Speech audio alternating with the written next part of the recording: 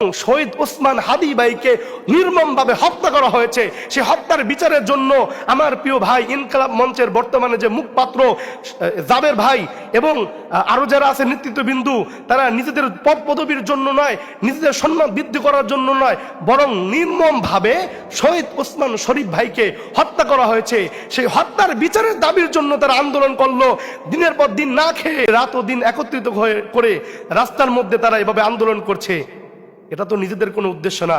কিন্তু আপনি কি করলেন? যে জুলাই যোদ্ধারা জীবন বাজি রেখে জীবনের মায়া ত্যাগ করে আমাদেরকে নতুন একটা দেশ উপহার দিল, স্বৈরাচার মুক্ত করলো, আমাদেরকে স্বাধীনভাবে এই দেশের মধ্যে বসবাস করার তারা সুন্দর একটা সুযোগ তৈরি করে দিল। যে জুলাই যোদ্ধাদের উপর ভর করে আপনি প্রধান উপদেষ্টা হয়েছেন, আপনি নেতা হয়েছেন, প্রধানমন্ত্রী হয়েছেন এই দেশের, সেই জুলাই যোদ্ধাদের উপর আপনি পুলিশকে দিয়ে আক্রমণ করাচ্ছেন, পুলিশকে দিয়ে গুলিবিদ্ধ করাচ্ছেন। প্রিয় শহীদ শরীফ ওসমান হাদি ভাই, তাকে হত্যা করা হলো নির্মম ভাবে। এই দুর্বৃত্তরা তাকে হত্যা করেছে, এখন পর্যন্ত আপনি বিচার করতে পারেন না কে তাকে হত্যা করেছে। আপনি ব্যর্থ।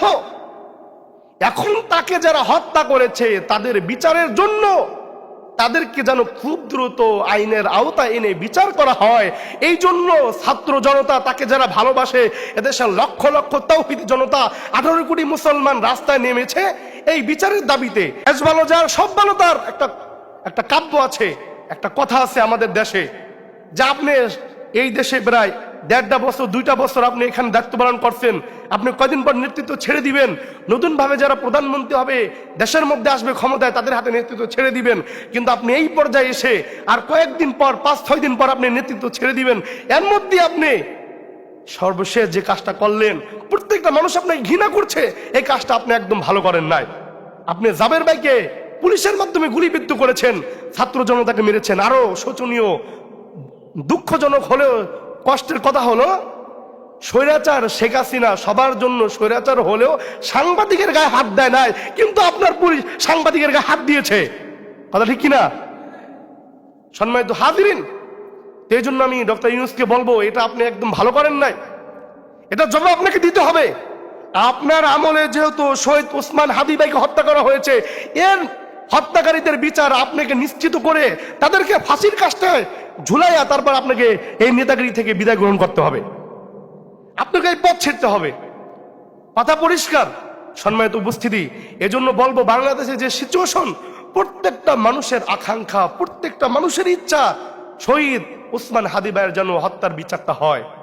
আর সেই বিচারের দাবিতে আমার ছাত্র ভাইরা, আমার বন্ধুগণ, তাওহীদি জনতা, তৌহিদি সব ধরনের মুসলমান ভাইরা আন্দোলন করেছে। তারা যমুনার ওই স্থানটা ঘেরাও করেছে। আপনি চাইলে তাদেরকে সেখানে সান্ত্বনা দিতে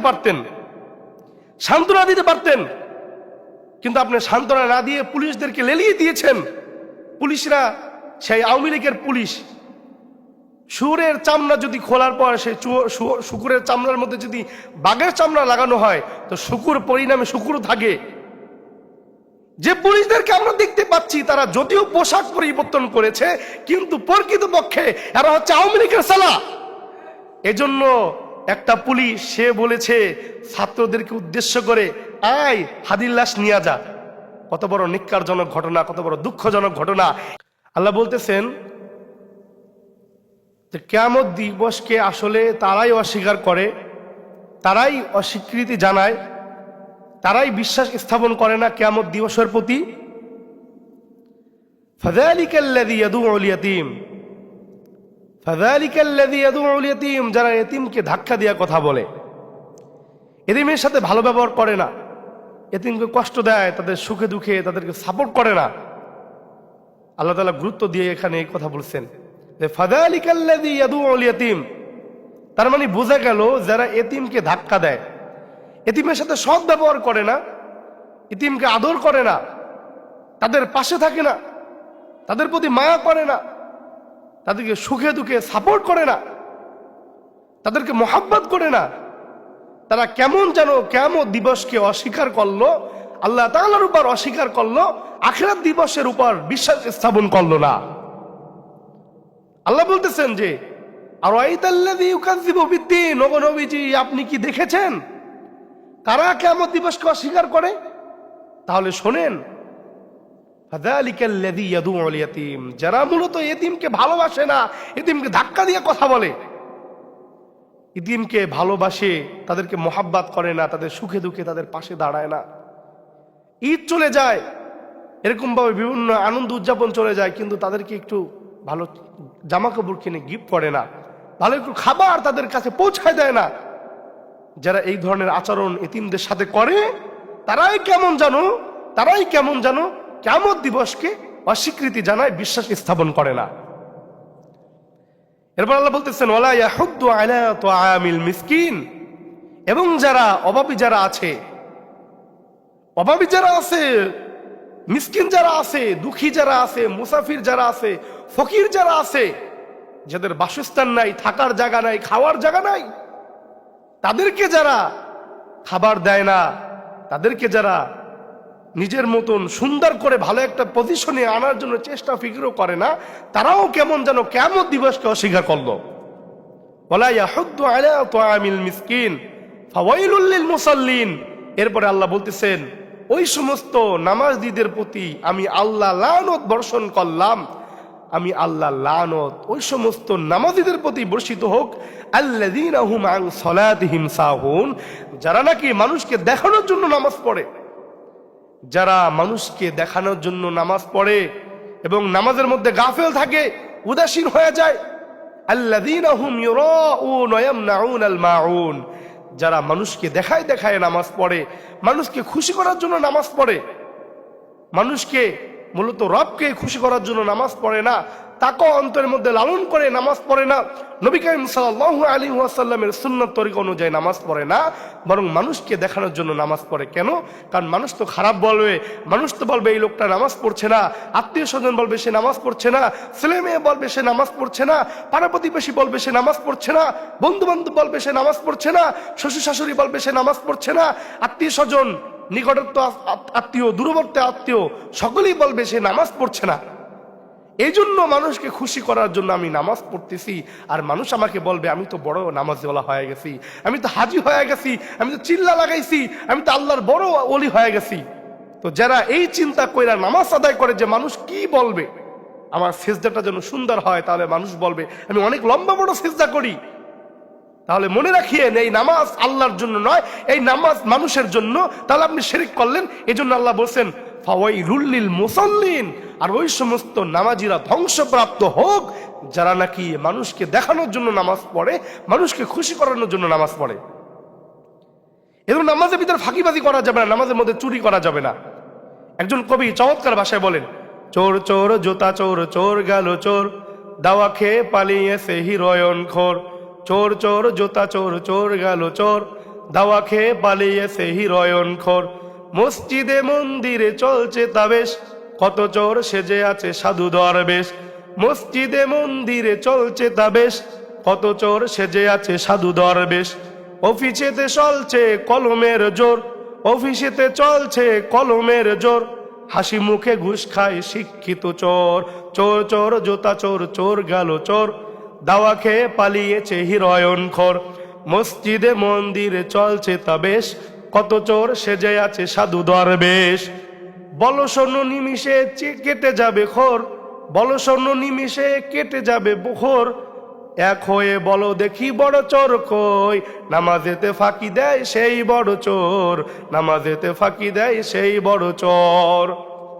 এজন্য আল্লাহ বলতেছেন ফাওয়াইলুল লিল মুসাল্লিন আল্লাযীনা হুম আন সালাতিহিম সাহুন আল্লাযীনা হুম ইউরাউন। আর যারা মানুষকে দেখানোর জন্য নামাজ আদায় করে, নামাজের মধ্যে গাফলতি থাকে। আমি নামাজ পড়তেছি, নামাজের মধ্যে চিন্তা কালকে কি বাজার করবো, ইলিশ মাছ কিনবো নাকি গরুর গোশত কিনবো, আছে না নাই? কথা বলেন, আছে না নাই? আবার চিন্তা করে কালকে তো মেয়ের জামাই বাড়িতে আসবে, বাজারে সবার আগে বড় কাতল মাছটা কিনবো, এরকম মুসল্লি আছে না নাই? আল্লাহ বলতেছেন আল্লাযীনা হুম আন সালাতিহিম সাহুন, যারা নামাজের মধ্যে এই চিন্তা জাগ্রত করে নামাজ আদায় করে, তারা মূলত আল্লাহর জন্য নামাজ আদায় করলো না, তারা মূলত শয়তানকে খুশি করার জন্য আর মানুষকে খুশি করার জন্য নামাজ আদায় করে। আল্লাযীনা হুম ইউরাউন, এবং যারা মানুষকে দেখানোর জন্য নামাজ আদায় করে তাদের নামাজটাও কাল কিয়ামতের ময়দানে তাদের জন্য নাজাতের উসিলা হবে না, বরং এই নামাজ তাদের বিরুদ্ধে সাক্ষী দিবে। নবী করিম সাল্লাল্লাহু আলাইহি ওয়াসাল্লাম বলছেন, কোনো ব্যক্তি যখন সকালবেলা ঝর্ণা দিয়া গোসল করে, পুকুর দিয়া গোসল করে, দুপুরবেলা গোসল করলো, তো বিকালবেলা গোসল করলো, মাগরিবের সময় গোসল করলো, তো আসরের সময় গোসল করলো, তো নবী করিম সাল্লাল্লাহু আলাইহি ওয়াসাল্লাম বলতেছেন, ও আমার সাহাবারা, এইভাবে প্রত্যেক দিন পাঁচবার নিয়মতান্ত্রিক ভাবে কোনো ব্যক্তি যদি তার নিজস্ব পুকুর দ্বারা, তার নিজস্ব খনন করা সেই কূপ দ্বারা যদি গোসল করে, তাহলে কি তার শরীরে কোনো ধরনের নাপাকি ময়লা থাকতে পারে? সাহাবায়ে কেরাম বলল, ইয়া রাসূলুল্লাহ, ইয়া হাবিবাল্লাহ, ওগো নবীজি, কোনোভাবেই তার শরীরের মধ্যে ময়লা থাকতে পারে না।